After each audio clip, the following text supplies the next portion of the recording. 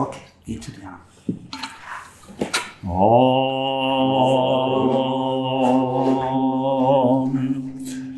O Bhagavad Gita, by which Arjuna was illumined by Lord Krishna himself, and which was composed of 18 chapters within the Mahabharata by the ancient sage Vyasa. O Divine Mother, destroyer of rebirth, who showers the nectar of oneness upon us. O Bhagavad Gita, my affectionate mother, on thee I meditate. All the Upanishads are the cows. The milker is the cowherd boy, Krishna. Arjuna is the calf. People of purified intellect are the drinkers. And the milk is the supreme nectar of the Gita. My salutations to the Lord, who is the source of supreme bliss, whose grace makes the mute eloquent and the crippled cross mountains. Hari Om Tat Sat. Okay, let's pick up. Same place we left yesterday, which was?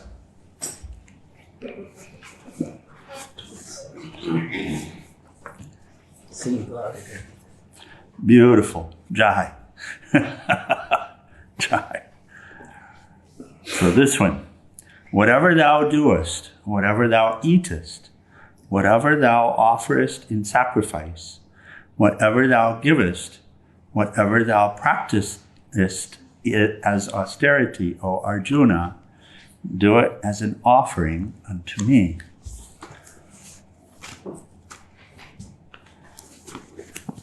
So if we've worked it out,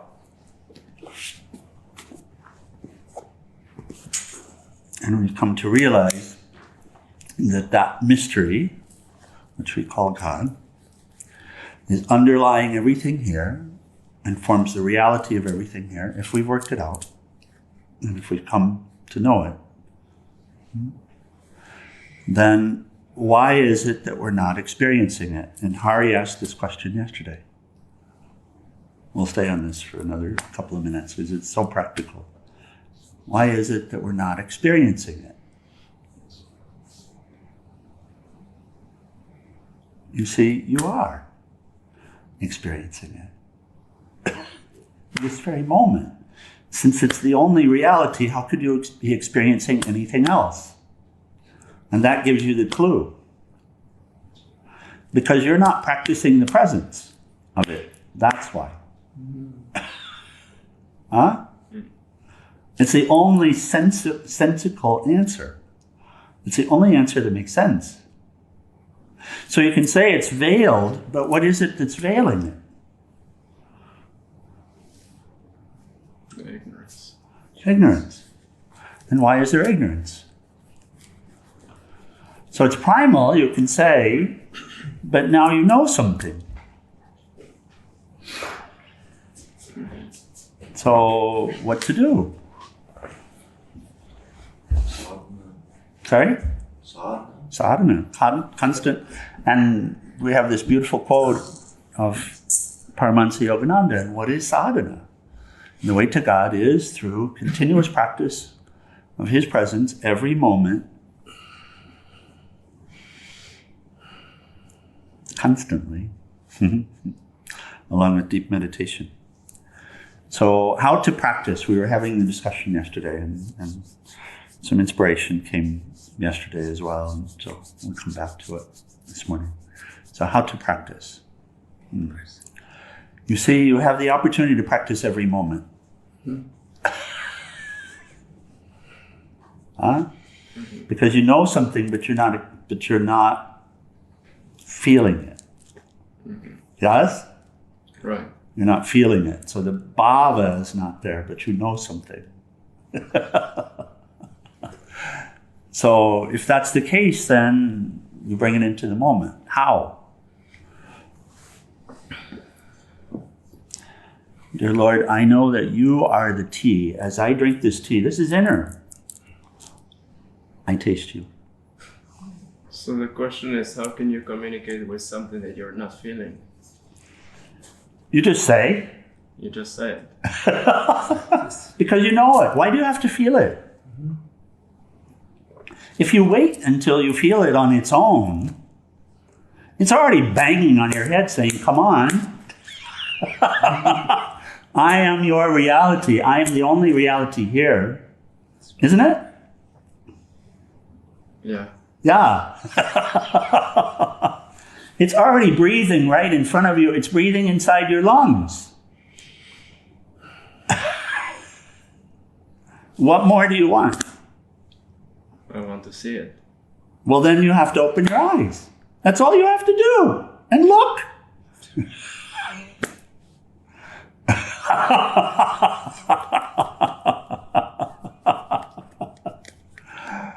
So you have to do your practice. You have to do your practice. That's it.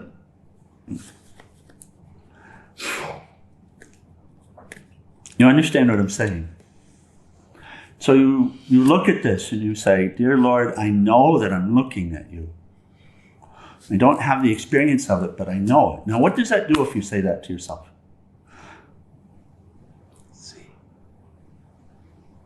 Does that make any change inside? Yeah. Yeah, it does, right? You see? You take that conscious breath and you say, I know that you're breathing.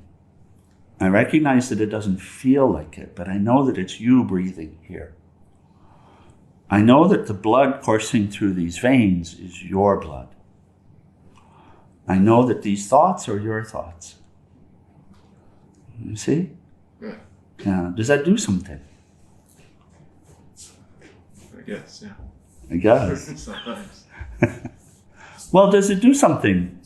At least, does it do anything? It makes you feel. Yes. Yeah. Because then in that moment, you're thinking of God. Mm. Right? Yeah. And when can you think of God? Every moment. Every moment. Yeah. And this is what's being shared with us. And so, I mean, there is this question, how is it, and it's a practical question. It's a practical question for everyone. And then how is it that I can live in the reality and have the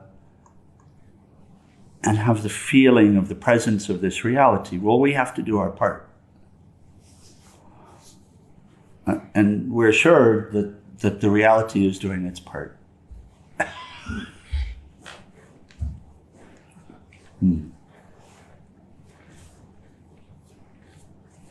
And by the way, if you're not feeling it, who to talk with about that? The same way. It's the same thing. So,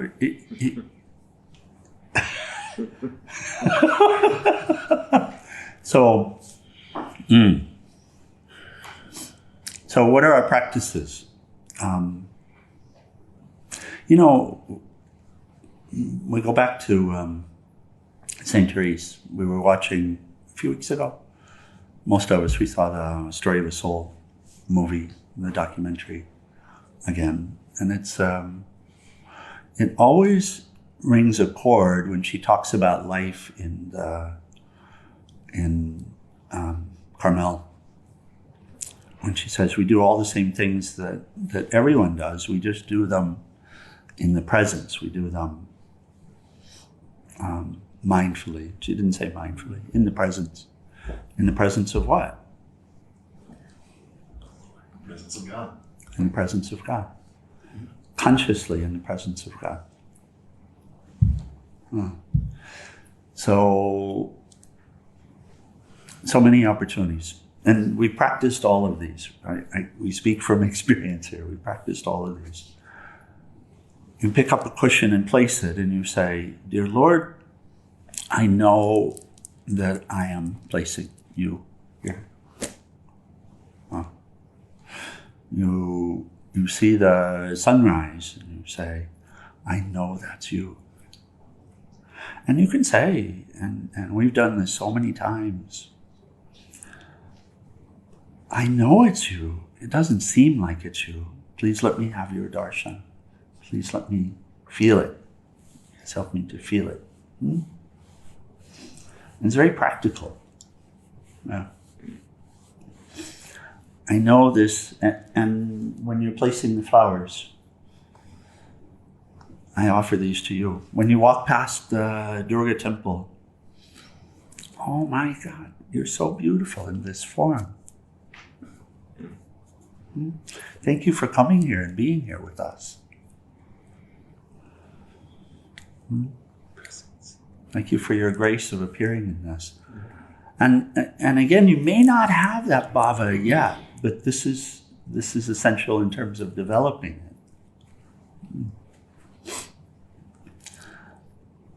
So when I walk, I touch the trees. What am I doing when I touch the trees? I'm saying inside, you are so beautiful. Thank you. Am I talking to a tree? No. Yes, no. No. God. I know who I'm talking to. And it was a practice before it was a lived reality. It had to be a practice first before it became a lived reality. Oh, I see. Right? If it's not a practice first, it doesn't become a lived reality. Because what we're doing is we're reprogramming this instrument. That's actually all that we need to do. Because it's here.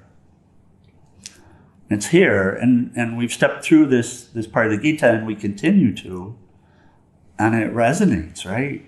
I was having a conversation yesterday with Albert, and it was a short conversation. Albert wants to believe in God. His wife, Becky, and these are the couple that I visited about the trailer yesterday in Prescott. And his wife, Becky, she does. But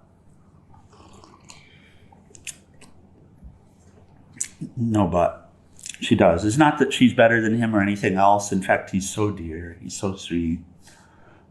He's dealing with some things, and he really is wanting to have that center. And he's had conversations before,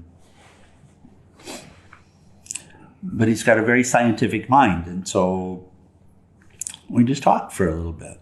You know, this scientific approach. I said, you know, what people call God, the scientists call singularity. It's that which cannot be explained. And he lit up a little bit. Now that's a long way from integrating. But if he took that spark and he followed it, which we'll do our best to encourage him to do, then he would find a deeper relationship with that mystery. And here, we don't just have an interest in connecting with the highest, or living to our highest potential, or coming out of suffering, whatever it is that brings us to the path of yoga, wanting to know the truth. What is the truth? You know, however it is. And this is so for everyone that has the interest in joining us or going to a service or anything. It's the question of practice, because the outreach is being made to us, and we're not really separate. That's the thing. So, just a few examples, and this is all through, just constantly asking the question: how can I practice the presence better? How can I serve you? How can I be more present? At the same time as asking, please reveal yourself. Because I'd come to the point of realizing that I didn't know anything. And also, I'd come to realize that what the scientists call a singularity is God. But it wasn't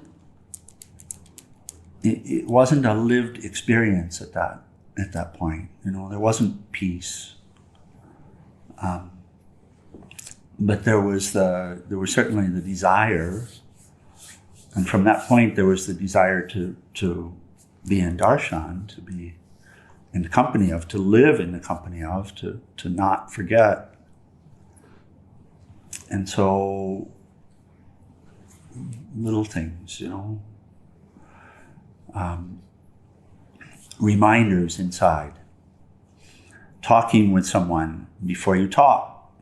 If you're going to be making a call, remind yourself, when I talk with this person, I will talk with them as if I am talking to God. I will be sweet and kind and compassionate and considerate. And dear Lord, please help me. And then I would make a phone call.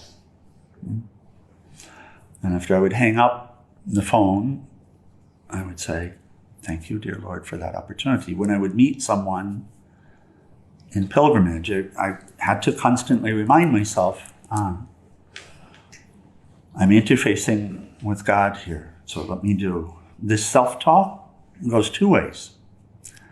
There's the talk up, which is when I'm asking for assistance and asking for help. And there's the talk down when I'm guiding myself. When I'm telling myself, come on, don't forget this. Don't forget, no, don't go there. No, this fear is not appropriate. You don't have to be afraid. I love you, but this is not called for, like that. So talk both ways, this self-talk, it goes both ways.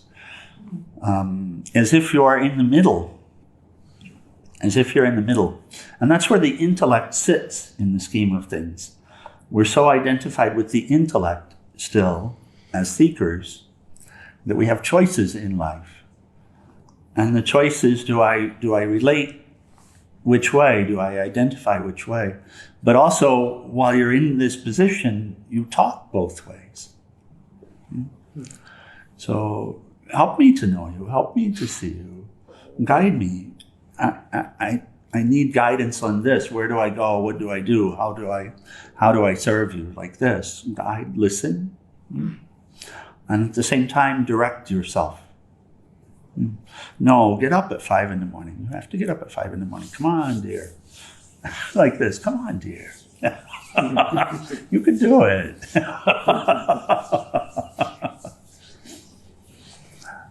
And then you have to remember this. And the first thought in the morning has to be this. And I would say, here's the thought that I want you to think this is speaking inside, right? That I want you to think every morning. First thing, before you think anything else. Good morning, Lord. May all of my thoughts and words and actions this day be inspired for the benefit of all. May my service this day help all to know and be present to the love and peace which is within, and may all know peace. Om Shanti, Shanti, Shanti. And so we programmed that. We made that the first thought every morning. And at night, I would say, I want you to always check in every night. I want you to express gratitude every night, to center again. And so the words aren't a program, but that activity is programmed.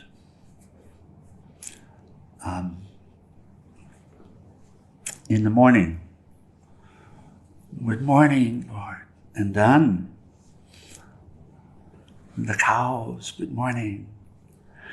The cats, good morning. The dogs, good morning. The foxes, good morning.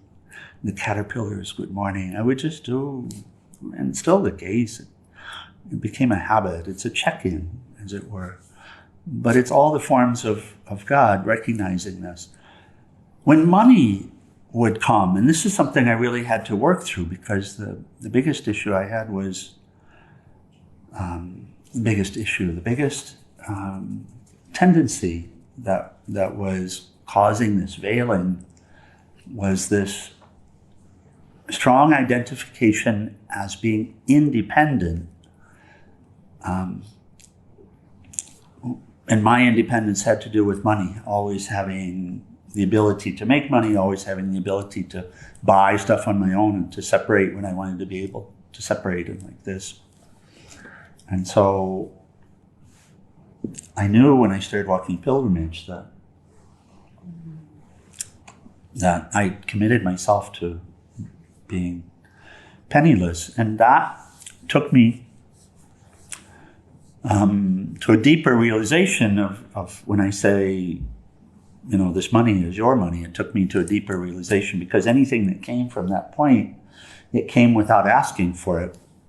And so it was grace, but also recognition that, and I would remind myself of this, but there are breakthroughs as well. Recognition that it came, well, you brought it. So I would say, I know that this is yours. I know that you've placed it in my hands for safekeeping. I know that it remains yours. It's never mine. And so I'll do my best to offer it back to you in the best ways that you give me the opportunity to do. It was shared with us a couple of days ago that Swami Shivananda, whenever he would offer money or something as charity, he repeated the 26th sloka every time. Of course, he would have done it in Sanskrit. Whatever is offered to me with true devotion, if only a leaf, a flower, a fruit, or a sip of water, I accept it because it is given with love. So he repeated that as a reminder to himself of who he was giving it to. So he's also demonstrating what sadhana is, which is a constant practice of the presence. So don't beat yourself up because you're not doing all of it. But take inspiration. And so many opportunities, the light in the morning. It makes sense when the Lord says, I am the light. There is the one light. I am that one light. The sun doesn't shine, the moon doesn't shine, it's I that shines. It makes sense, doesn't it? Yeah. So then you have the opportunity, you see, to remind yourself of that when you see the light. Good morning, I see you here. Yeah. I'd love to see you better. I know I have to keep reminding myself. So please help me out here. I'm really genuinely trying. I'm trying to do my best, but I know this is you here. You see, that shifts everything inside. Yeah. Yeah. It's a practice. And that shifting of everything inside opens up the self for darshan. The darshan doesn't come until you've prepared the space. Because it's here now, you see. The only thing that's preventing it now is the space isn't prepared to receive it. That's all. Right? The light is here. Whose light is it? The plants are here. Whose life is it?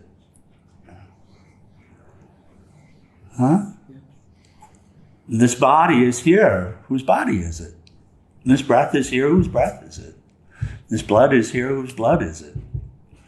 Whose kidney is it that's paining Kartikeya right now? So, I mean, this is where it gets practical, really, is relating to the mystery. However we relate, whatever name you use, it's fine, but relating to the mystery helps us to remember the mystery, and finally, to not forget it. And concomitant with, consistent with not forgetting it, is experiencing it. We say it's grace. It is grace. It's grace to be sitting here and having this conversation, my goodness. So, and the deeper experience, yes, absolutely grace. But it doesn't, you see, that grace is constant. And then there's the grace of finally having that feeling of darshan, which we all get tastes of.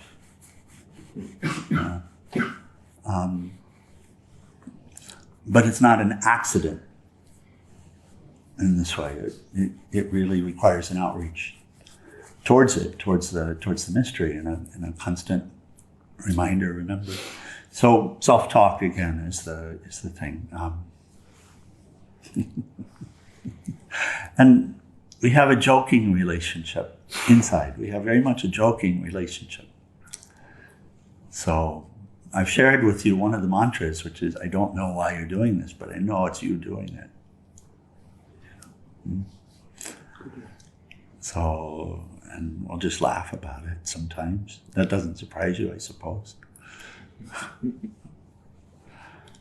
So, but it only comes from constant reminder.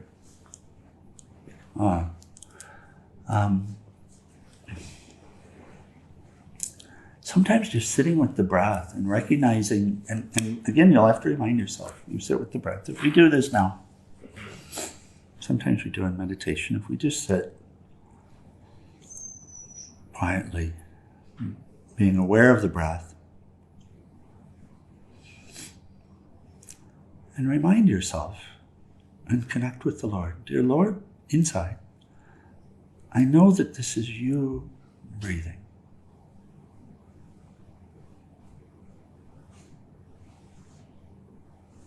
I feel you breathing in. And I feel you breathing out.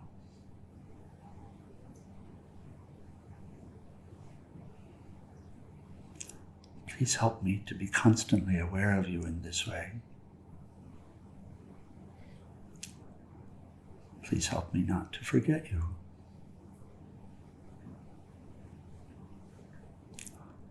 Because I love to feel you here. I live to feel you here.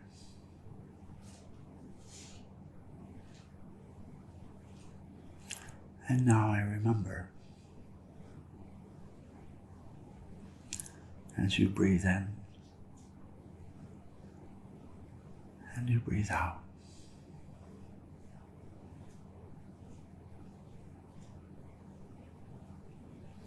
And now I remember that these are your thoughts.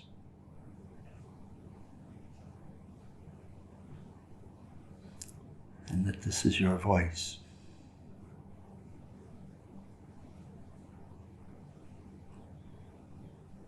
And I remember now that I'm not apart from you. I am a part of you.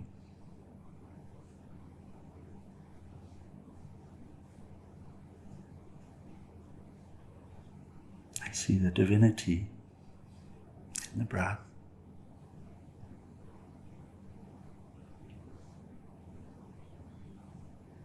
In the thought.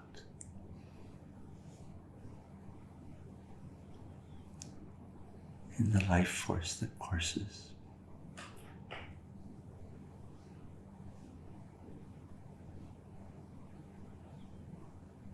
And I am grateful.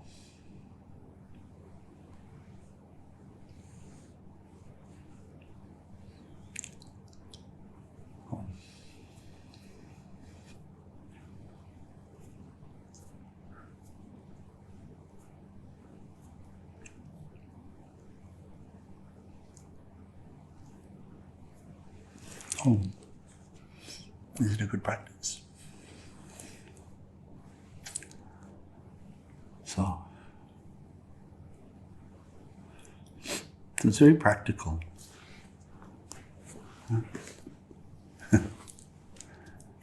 This is so don't ever be down on yourself. Just continue to do the work of remembering and reminding ourselves. And connecting in these moments. We're wanting to connect consciously in every moment. Sorry, dear. And dear Lord, I hear you coughing right here.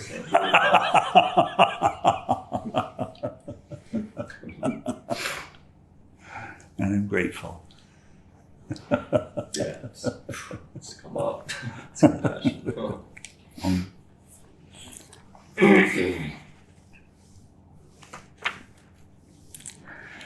Whatever you do, Arjuna, make that an offering. Whether it's eating, sacrificing yourself, giving help, or even your suffering, tapas, offer it to me. It's like a puja. It is. Body puja. It is. It is. Sometimes I think that when I'm taking a drink of water or something, it's like a... Yeah.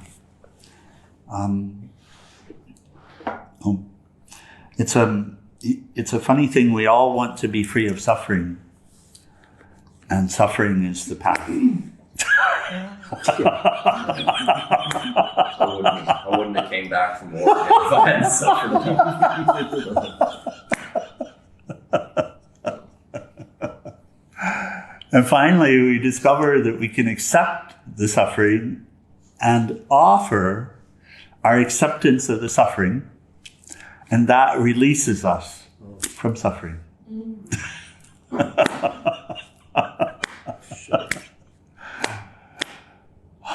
Oh.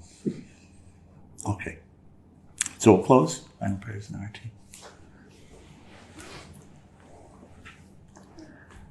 But it's a good. I pray for all of us that are present for this contemplation, that we really, really, really take inspiration to practice it today. Huh? That we really resolve ourselves this morning to practice it in some way today, and see if we can bring it in. And tonight, we've got our science night. For satsang, we'll watch together the first episode of the Fabric of the Cosmos that we've talked about a number of times, and we'll see if we can bring this practice into that this evening as well. Yeah. I just want to mention that for me, a specific trigger really makes a difference. Like what I've picked is every time I reach for something. Yes. The doorknob, the kitchen cabinet. I mean, that happens how many hundreds of times a day? Yes, yes. And then the remembrance comes from that, because then I'll repeat the mantra. Yeah. It's like an ordinary thing that I do every day. It can sound funny, but really somehow every moment we're engaging with something, some object here, whether it's a thought or breath or the blood coursing, the heartbeat, or someone saying something or doing something, or some sense object, and each and every one of them is that same essence. Each and every one of them comes forth from the same essence and is that same essence. And so each of them then are actually opportunities of remembrance in the moment. And it's not that the end state, what does that mean? It's not that when you're at peace and not feeling separate, that still the thoughts will be every moment. Bringing these thoughts, creating this bhava, it's a practice. And finally you practice it so well that it becomes unconscious. Just like brushing your teeth in the morning. And it's not spoken in the same way anymore. It just becomes your lived experience. Did you say it's like not artificial anymore? It's not artificial anymore because it opens up from communication, and the communication at first it might even be forced, right? Yeah. But it opens up the field of communion, and communion is a place of silence and peace and knowing. So yes, doorknob, Om Namah Shivaya, or I know this is you.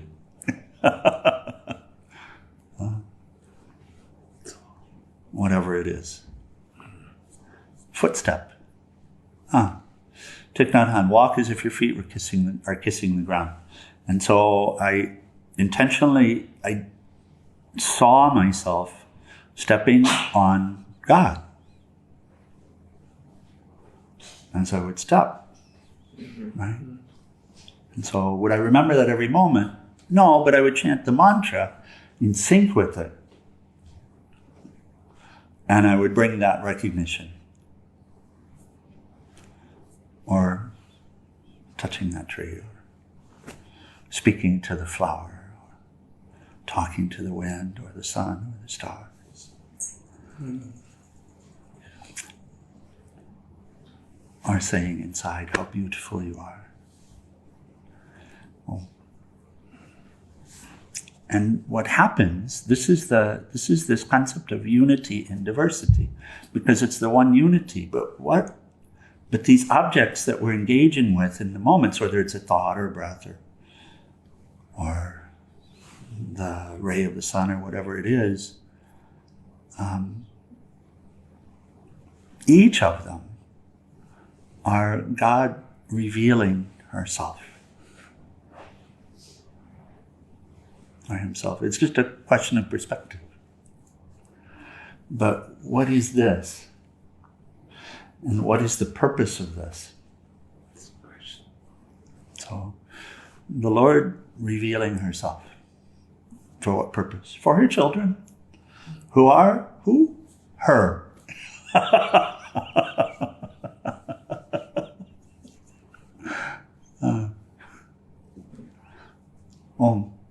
And so as that begins to dawn, everything here sparkles.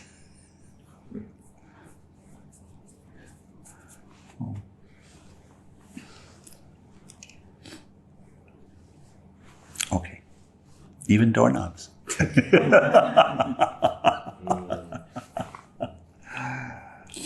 Oh, page 174.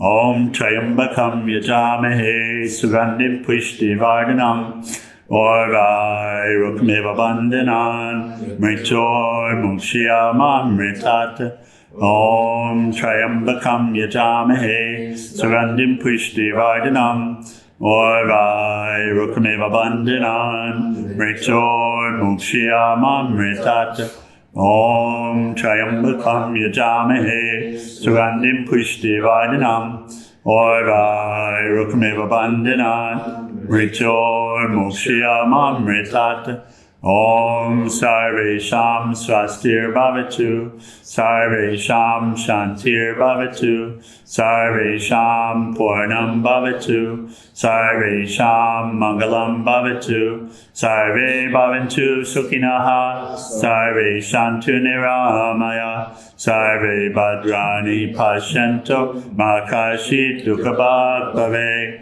Asato Ma Sadgamaya Tamaso Ma Jyotir Gamaya Mrityur Ma Mritam Gamaya Om Purnamida Purnamidam Purna Purnamudashyate Purnasya Purnamadaya Purnameva Vasishyate Om Shanti Shanti Shanti. O adorable Lord of mercy and love, salutations and prostrations unto thee. Thou art omnipresent, omnipotent, and omniscient. Thou art Satchidananda. Thou art existence, knowledge, and bliss absolute. Thou art the indweller of all beings. Grant us an understanding heart, equal vision, balanced mind, faith, devotion, and wisdom. Grant us inner spiritual strength to resist temptation and to control the mind. Free us from egoism, lust, anger, greed, hatred, and jealousy. Fill our hearts with divine virtues. Let us behold thee in all these names and forms. Let us serve thee in all these names and forms.